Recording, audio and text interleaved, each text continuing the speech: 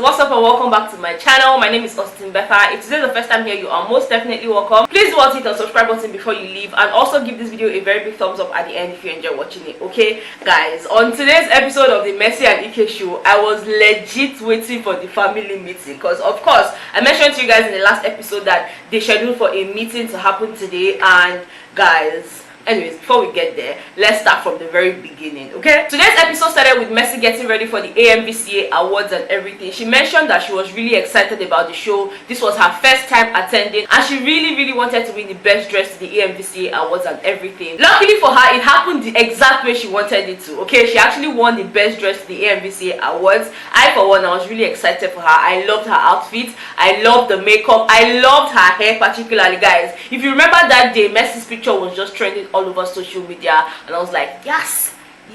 Now, after she won the AMVCA awards and everything, Unique Motors decided to sign her on as a brand ambassador. And guys, that brand deal came with a brand new Mercedes-Benz. I mean, that explains how she got that particular car, because a lot of people had speculations. Oh, how did Mercy get the money? Oh, is she spending her cash price on a new car? Yada yada. Guys, you know now that Unique Motors signed her, and of course it came with a car deal. I mean, she posted these things on social media, so I don't know how people always miss these things and then come up with their own stories. I mean, the thing just they tire me. She also mentioned that a lot of people still think that up until now the 30 million naira cash prize she got from winning the Big Brother NAIJA show is still in existence. Guys, in her words, I don't cripple that money, okay? She mentioned that she has crippled that money, but that she's proud of how much work she has put into things, and you know how much she has gotten back in return and all of that. So I don't know why people are monitoring how she's spending her money. Guys, it's not your money, okay? It was 60 million naira in total, yes, but then a car and you know the other prizes all together came to the sum of 30 million naira, but she got a cash prize of 30 million naira. And you guys know how our currency is. Before you close your eye open up, 30 million don't disappear. Look, there's really no amount of money you have now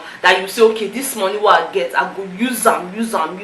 Make I tell you, before you go do the use them, before the third use I'm going to go don't finish. So it's best you guys just remove your mind from somebody else's money and think of how you're going to make your own, okay? Mercy also went on to talk about her real estate business and everything, and she mentioned that in 5 years time she wants to have a Lambo estate homes, you know, where she's not just renting out houses, where she's not just leasing, but she wants to do a whole lot more with buildings and you know landed properties and all of that stuff. And I truly wish her all the best, because guys, you can see the amount of work she's putting into all of these things. She's not just sitting down being relaxed. Oh, I got 30 million naira, oh, I'm the Big Brother NAIJA winner. Guys, she did work hard, okay? The girl is grinding, and I pray that all her good heart desires will come to pass. I pray that all the good heart desires that I have will come to pass. I pray that all the good heart desires that you have will come to pass in Jesus' name.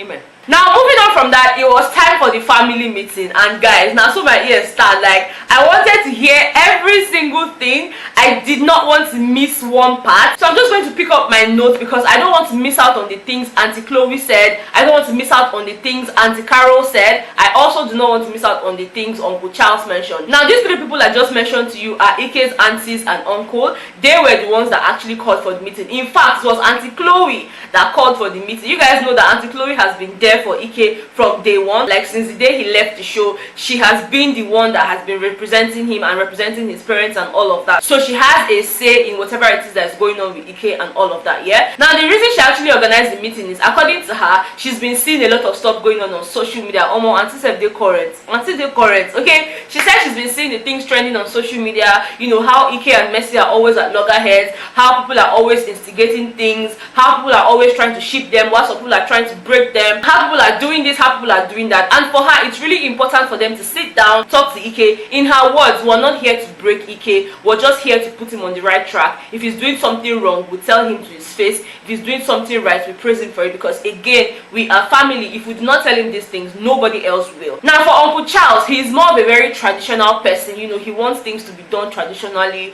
You know, this red cap chief and all of that stuff. They want you to do it this way. They want you to follow protocols. If you're supposed to pour water here, you pour water here before you cross over, and then pour sand here. I don't know what I'm saying, but the point is, he really wants them to do things the traditional way. In Auntie Chloe's words, yeah, she mentioned that there's been a lot of misconceptions about Ike, and that's why she wants them to have that meeting. According to her, she said that some people have been saying that Ike was not born in America, that he's a drug addict, and that he's just using Mercy to get money. She even went on to mention that someone had called her, someone she doesn't know had called her to say that they were gold diggers in their family and all of that. Now this kind of got Ike upset. I mean, Ike was already upset from the beginning of the meeting, because it was like, look, I need Mercy's family members to get it into their head that I do not need Mercy.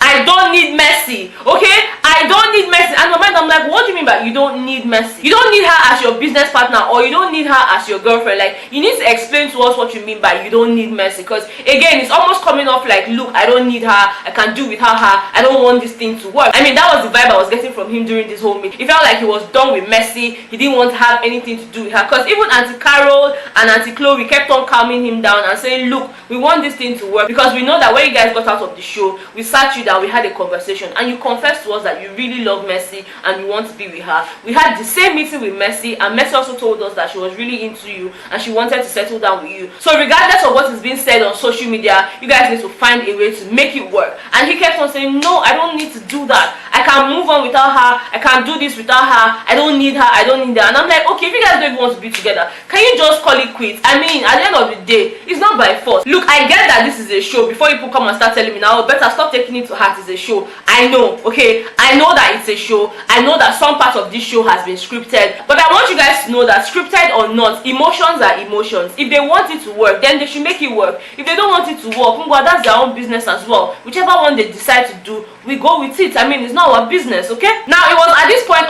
Charles mentioned that Ike needs to invite Mercy and her family members, to his house, so that they would also come and sit down, talk things through, and see how they can forge ahead. But that's if at all they actually want to forge ahead with the whole thing. Now, in Charles's words, he said to Ike, don't do things to please Mercy because, oh, she has done this for you, or oh, she has done that for you. If we give her equity and she throws it into the trash, we take our bags and baggages and go. And in my mind, I'm like, how did we get here? Where did we get to the whole talk of equity and, carrying our bags and baggages and leaving? But I get it. All of these uncles and aunties here, they feel like they can actually tell you what to do in your relationship, and it's no surprise for me. Again, Ike also mentioned that he had been postponing this meeting. He's been trying to avoid it, and that's so me, because again, all these family meetings can be really boring, but I know that to some extent they care about us. That's why they're calling for those meetings. But I sometimes feel like they do it to the extreme. I sometimes feel like they try to impose things on us, and that's wrong. For me, I feel like there's a boundary and they need to respect that, okay? Now, it was time for Ike to bring the whole meeting idea to Mercy, to tell her that his family members want to have a meeting with her and all of that stuff.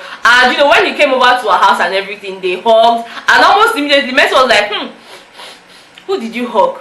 Who did you hug? It almost felt like he was smelling of a lady's perfume and all of that. And he was like, look, I'm just wearing a cologne and everything. I did not hug anybody. I particularly love that scene because, again, it just shows us that they like one another. They are fond of each other. She knows his perfume. He knows hers and all of that stuff. And it just goes to tell that they're really close. But again, that family is also a part of this whole relationship thing. So I don't know. Because again, when Ike told her about the meeting and everything, she's like, no, I do not think that I'm going to go for that meeting. Why are they calling me for a meeting? If they want to sit down and talk about stuff, if they want us to talk about how we'll forge ahead, how we'll take it to the next level, then I shouldn't be the one that they're calling. They should be calling my parents, because again, a lady is not always allowed to attend these kind of meetings, so she feels like they should call her parents and talk about these things, not asking her to come for a meeting. Because again, she mentioned that she had a meeting with them before, and her expression just made it seem like the meeting did not go so well. And Ike kept on saying, did it go badly? Did they say anything? Did you come out crying? She's like,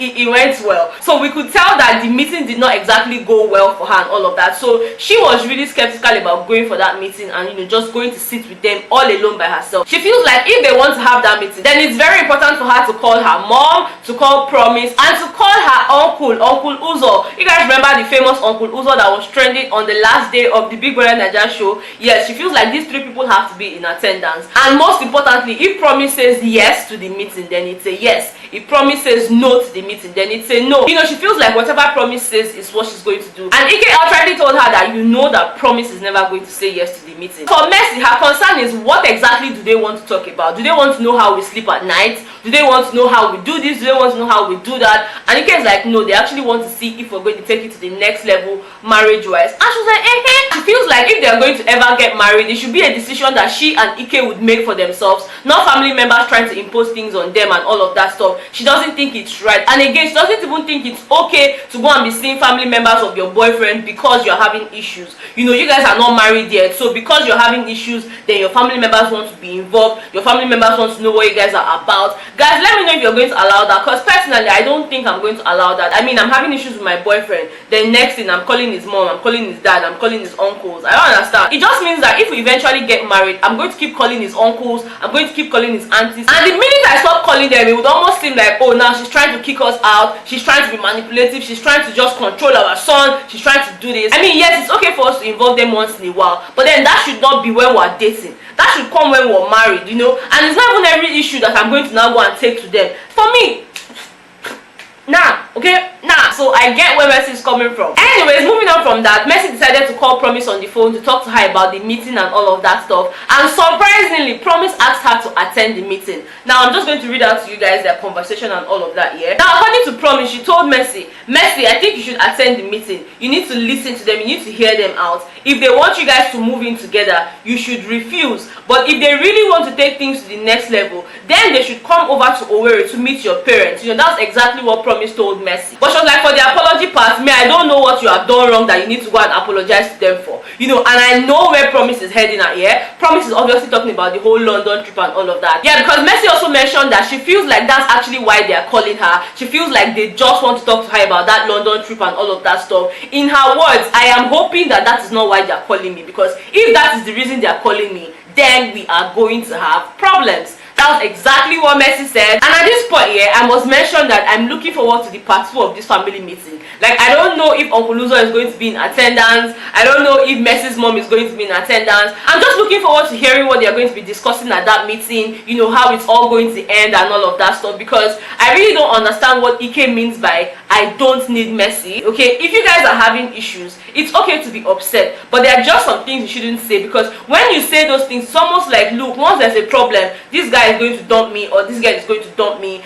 and it doesn't give your partner a sense of safety. Instead, what it gives is, oh, better, you need to be on the lookout, because when something goes wrong, this guy might just dump you. And that's not a feeling that I am particularly looking forward to in any relationship. Okay, now that's basically everything that happened on today's episode. To be honest, I got carried away when they were showing the preview of the next episode, but don't worry, I'm definitely going to watch it and bring you guys all the gist. Like I said before, let me know in the comment section if you guys are open to having meetings with your boyfriend or your girlfriend's family members when there's been no proposal, when there's really no sign of commitment in the relationship. Just let me know what your thoughts are in the comment section. Okay, do not forget to give this video a very big thumbs up if you enjoyed watching it, and I will definitely see you guys in my next one. Bye.